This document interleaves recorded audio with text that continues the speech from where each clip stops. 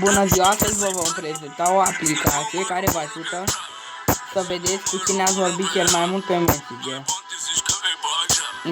Intrăm pe Magazine Play.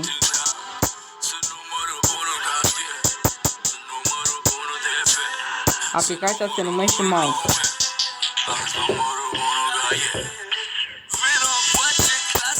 O instalăm.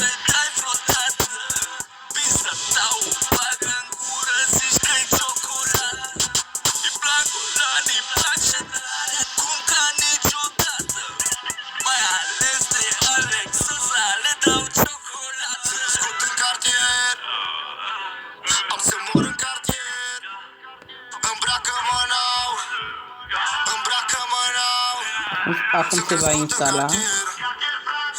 Mai durează o dată. 1.000.000 de descărcări.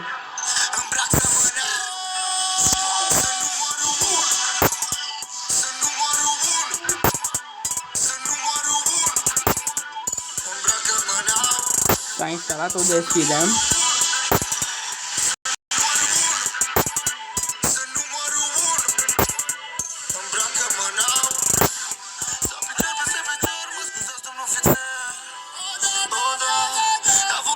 Ne conectăm la Facebook.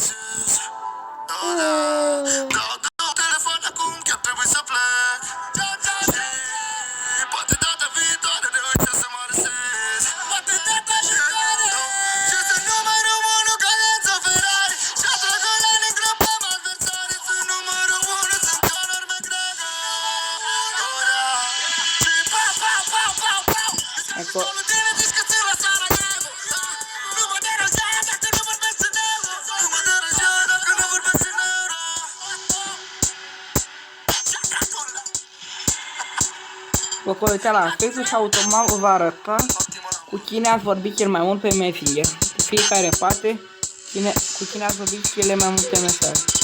Dacă v-a plăcut acest videoclip, vă rog să vă abonați și să comentați la aceste videoclipuri.